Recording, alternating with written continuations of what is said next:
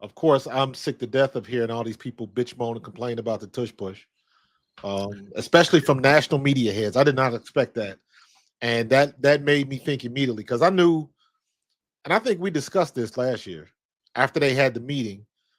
We knew that it wasn't going to last another year. Mm-hmm. To me that was like we knew that wasn't a big secret, Right. but it seems like to me when Adam Schefter does what he did on Get Up, when Dean Blandino says what he says on national television, and then everybody else is going off, I was like, you can't tell me that was not like a planned, a coordinated attack to start on this. I was like, this is not anything new. It's been doing it before, and all of a sudden, Dean Blandino, the refs are having a hard time officiating. I'm like, what are they having a hard time officiating? They missed because, admittedly, that I believe it was the second or the third push that we did. We were offsides. There is no question about it. Yeah, I saw it. I saw it on the TV copy. Yeah, that was not hard to figure out. The time before that, everybody on Kansas City lined off sides. They didn't call it. And then if you go back last year, we got busted for offsides a couple times last year. Yes, so we did. It's hard to officiate. I was like, what the hell are you talking about? It's never been hard to officiate. If that's hard to officiate, why don't you work on just getting our damn holding calls right? Why don't you work on just getting the roughing the passer calls right? Why don't you work on getting the pass interference calls right? Mm-hmm. You see a lot more of them than you do offsides on a damn tush push. Like, stop playing with me, man. I was like, that's a coordinated NFL attack. Yeah. Adam Schefter tends to be a mouthpiece for a lot of these executives and agents. And absolutely. And when he came out and said what he said, saying this game was lost in March, I'm like, wow, are we really boiling down the sport into one play? Like, are we really going to boil down the result of a football game down to one play? Really?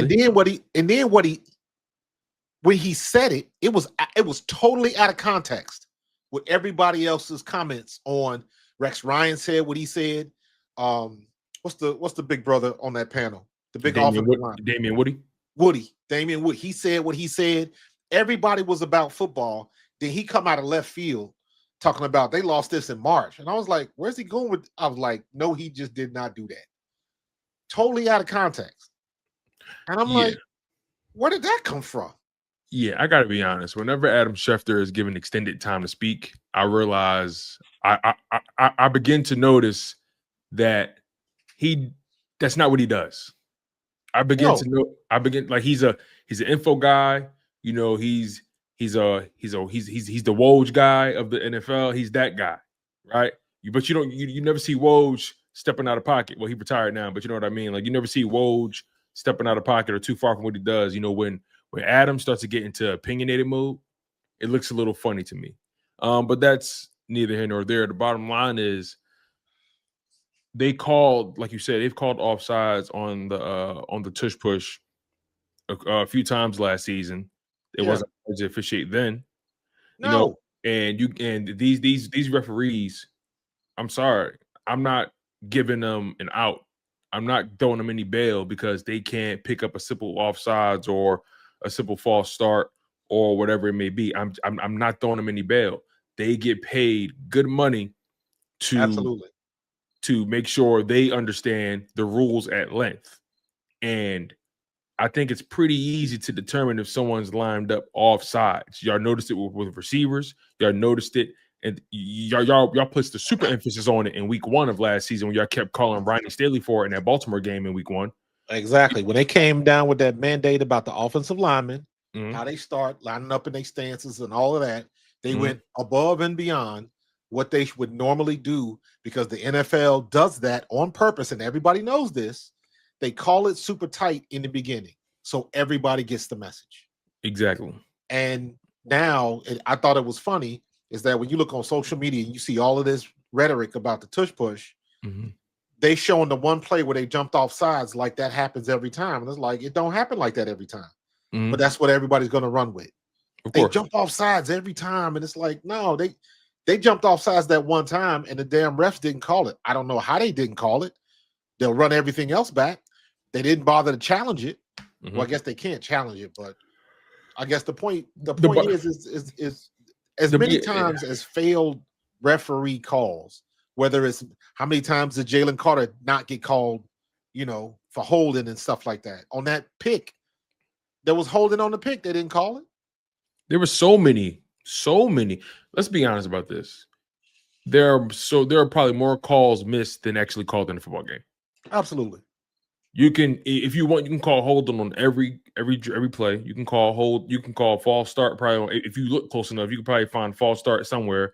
Lane Johnson is infamous for getting that split second of a jump start. Right? They even called him for it a couple times. Like, I'm not giving the officiating crew an out. I'm not throwing the league any bail. Y'all had a chance to ban it. You didn't. You didn't. So you deal didn't. with it. Deal with it. You had a chance to ban it, and you didn't. The league had a chance to vote on it and ban it. They did not.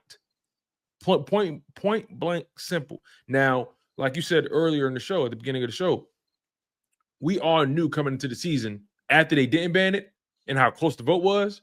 We all said unequivocally, yeah, but it won't make it. It won't make it to 2026 though. Correct. I think you and I talked about that. The fan base kind of came to that conclusion because we only got. I think the Eagles only won the vote by maybe 2 votes, something like that. It wasn't a landslide victory. So we knew coming into the 2025 season, this likely would be the last season that you see the tush push as it's presently constructed used in a football game, right? But I'm not. I'll be honest. I'm not paying any of this stuff too much attention. It is what it is. Now, what I will say, it's also funny. I was just watching a video of Devontae Adams talking about it on K Adams show, and he started getting into the aesthetic of the play, and then he started getting into the whole idea of if they're going to let him do it, just officiate it. That's all, and that I agree with.